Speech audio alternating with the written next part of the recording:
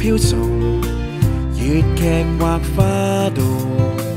濃茶咖啡留餘香飄於風中，更是美好。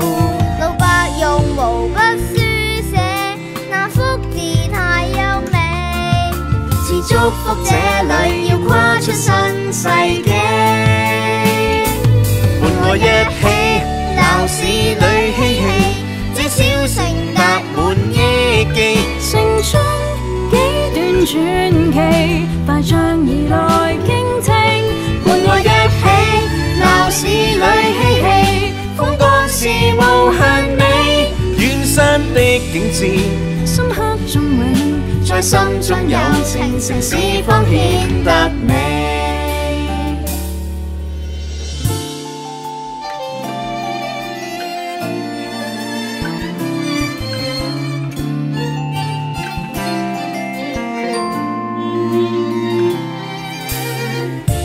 在故事路相見，舊夢在新橋。從前父親曾同上許許多多經典永樂戲院，看昨日如川飛揚，到今日這都市有高低起跌，有滄桑的變遷。伴我一起鬧市裏嬉戲，這小城達滿憶記。城中幾段傳奇，快將而來傾聽。伴我一起鬧市裏嬉戲，風光是無限美。遠山的景致，深刻雋永，太多的故事而角色源自你。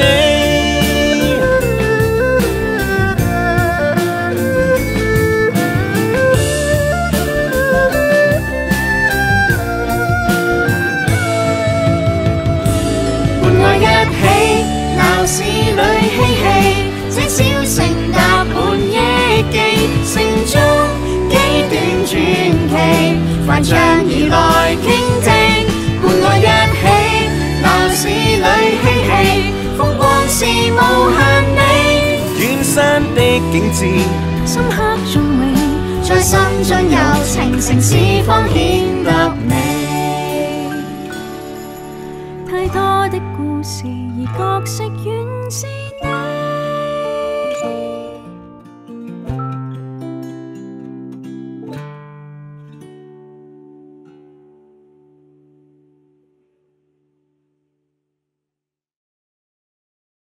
華夏小靈精家國情懷繪本動畫《世界遺產》下。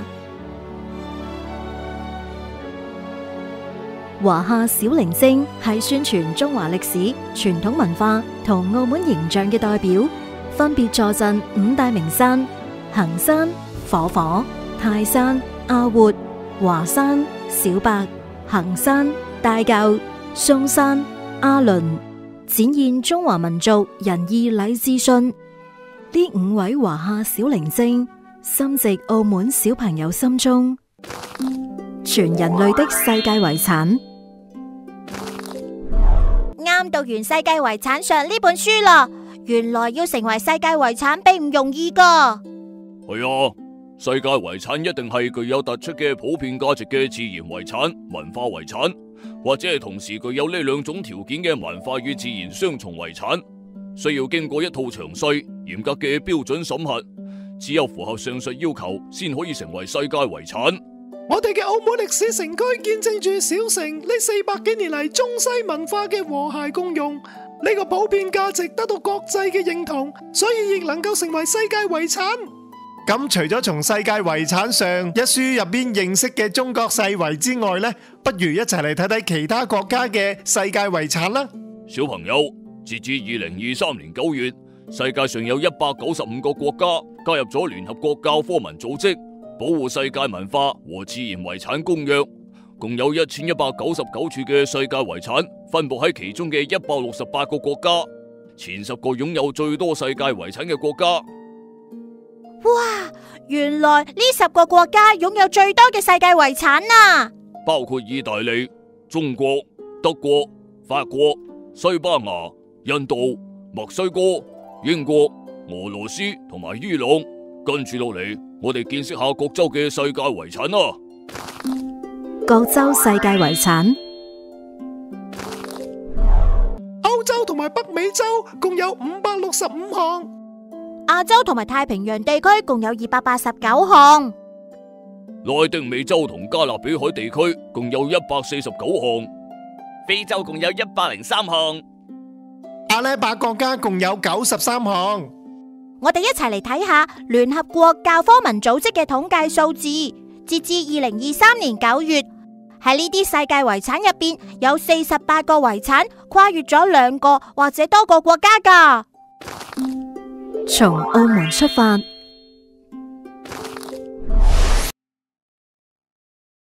哇！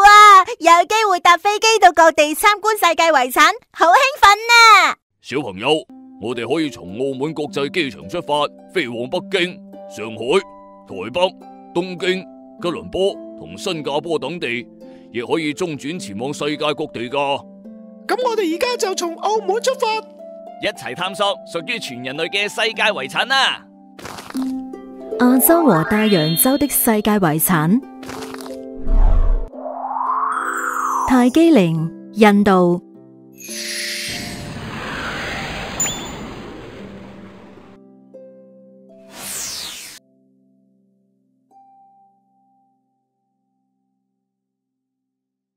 泰姬陵係一處大型嘅伊斯蘭教陵墓建築群，係莫卧兒皇帝沙賈汗為咗紀念佢嘅妻子而修建嘅。整座主殿都係用白色嘅大理石建成，美得令人嘆為觀止啊！呢座陵墓位於印度北部，喺1648年建成，共用咗18年先正建好啊！除咗泰姬陵之外，仲有吳哥窟都係好出名嘅世界遺產。下一站，我帶大家到柬埔寨嘅吳哥窟啦！出發啦！吳哥窟，柬埔寨。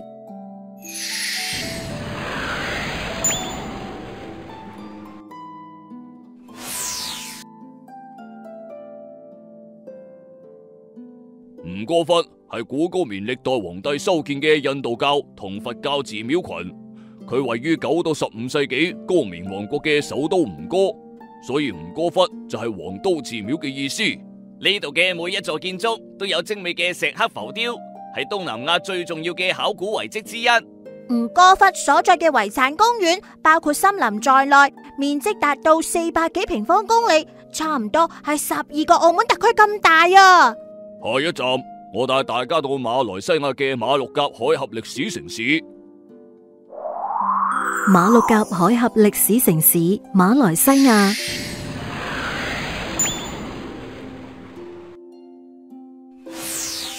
馬六甲海峽係亞洲同歐洲商船互通彼此嘅必經之路，沿岸特別有2座城市，見證咗東西方嘅文化交流。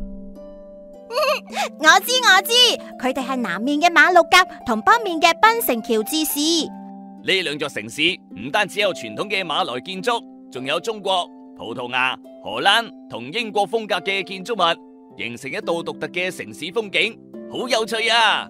喺歷史上，馬六甲境內嘅馬六甲河曾經擁有輝煌嘅水上貿易歷史，象徵咗馬六甲從古至今嘅繁榮景象。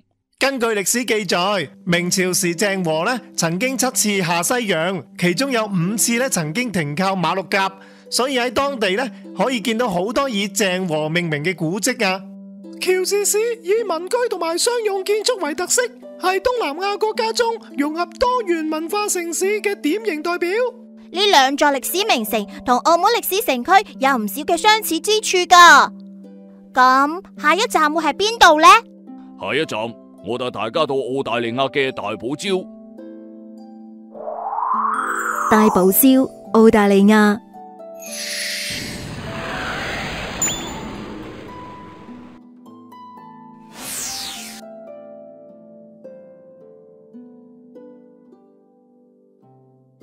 大堡礁喺澳大利亞嘅東北海岸，係世界上最大嘅珊瑚礁群。呢度有400幾種珊瑚，1500幾種魚類同埋4000幾種軟體動物，有啲更加係瀕臨滅絕嘅動物嚟噶。哇，好可愛嘅小海龜啊！你蕩失咗路啊？啊，唔好食我啊！火火真係膽小鬼啊！呢度係多種瀕臨滅絕嘅動物，譬如巨型綠海龜同海牛嘅棲居地。頭先睇咗大洋洲嘅自然遺產，不如下一站我帶大家到歐洲參觀其他世界遺產啦。咁我哋快啲去啦！一聽到可以出去，火火就精神起嚟啦。歐洲的世界遺產，巨石陣，英國。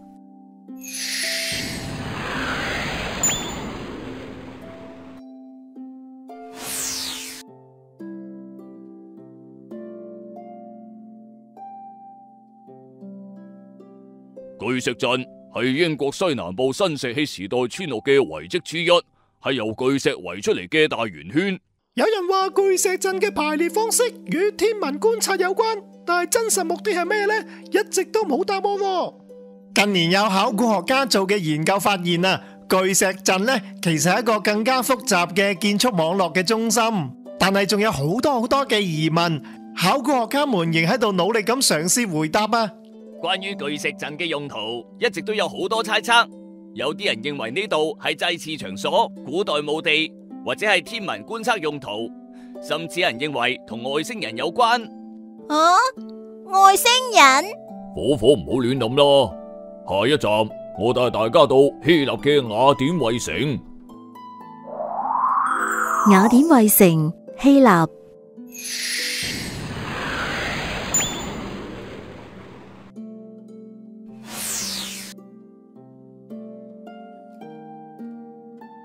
雅典衛城喺希臘文有高地上的城市嘅意思，佢建築喺一座156米高嘅山丘上邊，已經有接近2500年嘅歷史啦。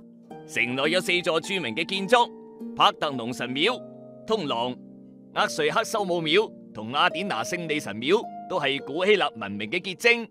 雅典又係現代奧林匹克運動會嘅發源地，所以從1936年開始，每一屆奧運會都會首先喺呢度點燃聖火，寓意奧林匹克精神生生不息。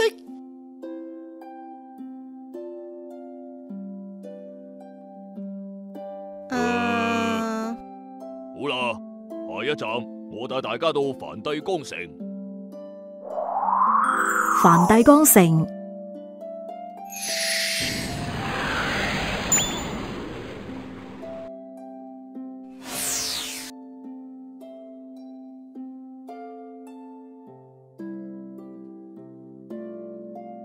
梵蒂岡係全世界面積最細嘅國家，亦係天主教會嘅中心。喺呢座小小嘅城市入邊，有聖伯多祿廣場、聖伯多祿大殿同埋梵蒂岡博物館等建築同埋藝術傑作。聖伯多祿大殿係世界上最大嘅宗教建築，由於呢度相傳係耶穌其中一名宗徒聖伯多祿安葬嘅地方，所以佢係基督宗教最神聖嘅地方之一。梵蒂岡城已列入咗世界文化同自然雙重遺產保護名錄，而且梵蒂岡城係唯一一個將全部領土都列入名錄保護嘅國家。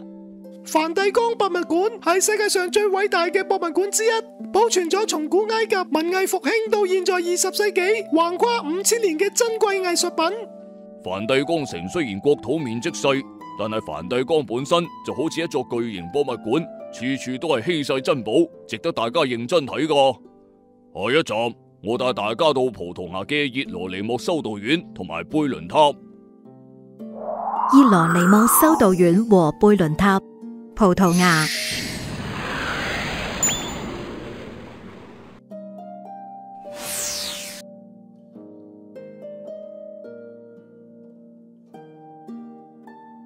熱羅尼莫修道院喺1502年開始興建，收尾不斷擴建。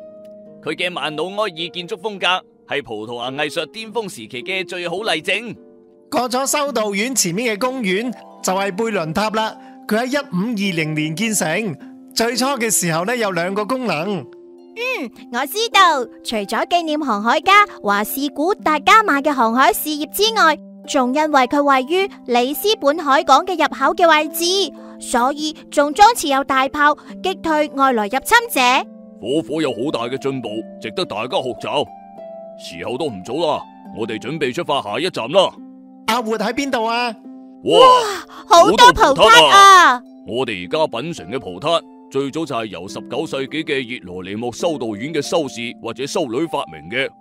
隔籬嘅餅店沿襲咗呢個古老秘方製作蛋撻，令到葡撻廣為流傳。睇完歐洲嘅世界遺產，我哋去非洲行下咯。下一站，我帶大家去埃及嘅孟菲斯同埋佢嘅墓地金字塔。非洲的世界遺產，孟菲斯及其墓地金字塔，埃及。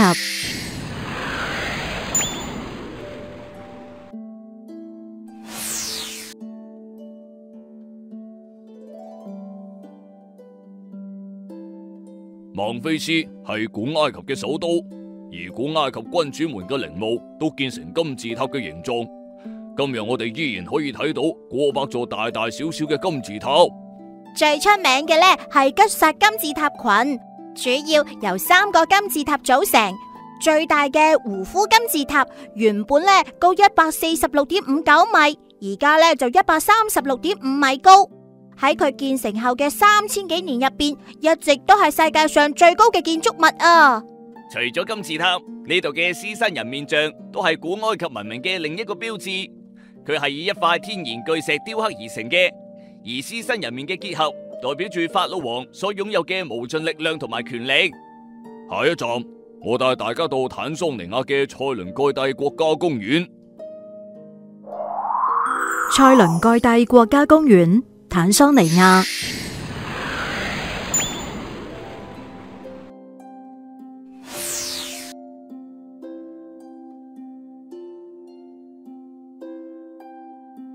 塞倫蓋蒂國家公園係坦桑尼亞北部嘅一座大型國家公園。塞倫蓋蒂嘅名就同佢嘅意思一樣，係個無邊無際嘅平原。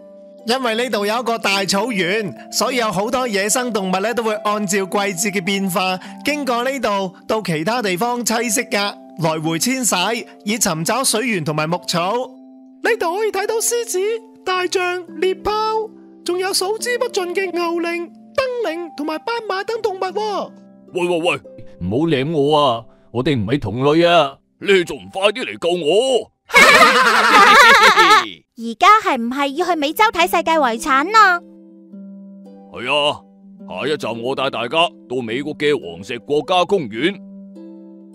美洲的世界遺產，黃石國家公園，美國。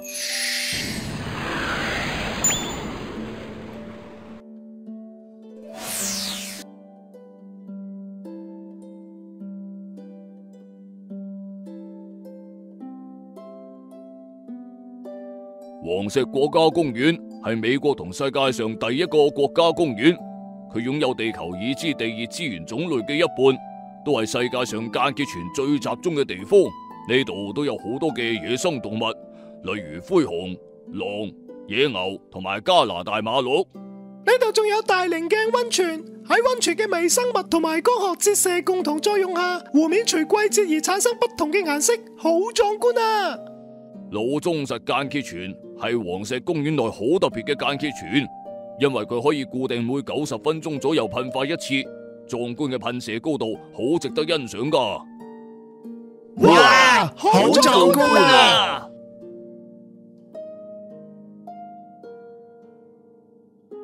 既然美國有世界遺產，咁加拿大一定都有啦。冇錯，下一站我帶大家到加拿大嘅魁北克古城區。魁北克古城區，加拿大。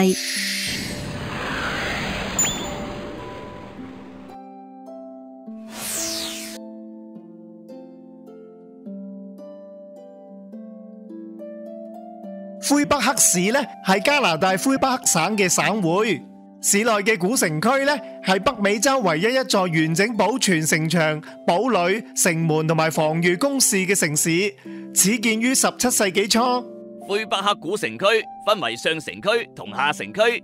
上城區係喺懸崖上面修建嘅，係魁北克市嘅宗教同埋行政中心。最出名嘅建築係豐提拿城堡。下城區主要係古老嘅居民區，以及海運貿易嘅集散地。佢同上城區一齊構成咗古城區嘅整體。下一站大舊帶我哋去邊啊？下一站我帶大家到厄瓜多爾嘅加拉帕哥斯群島。加拉帕哥斯群島，厄瓜多爾。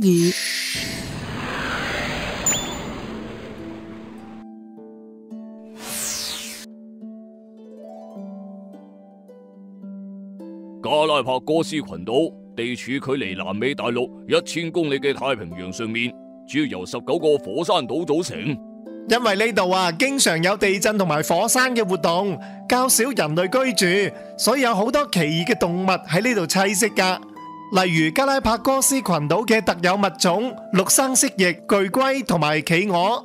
我知道達爾文喺1835年參觀過呢度後，受到啟發而提出咗著名嘅進化論。救命啊！巴西亦有一個好大嘅世界自然遺產。係啊，下一站我帶大家到巴西嘅亞馬遜河中心綜合保護區。亞馬遜河中心綜合保護區，巴西。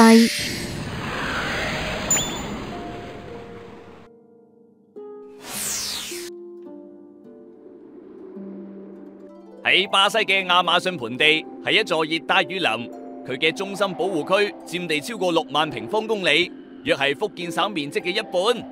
呢度係地球上生物多樣性最豐富嘅地區之一。由於呢度河流湖泊繁多，有利於水生動物生長，所以佢都係世界上最大嘅發電魚類種群棲息地。仲有，呢度有好多珍貴嘅瀕危動物，例如巨骨舌魚、亞馬遜海牛、黑船門鱷同埋淡水豚。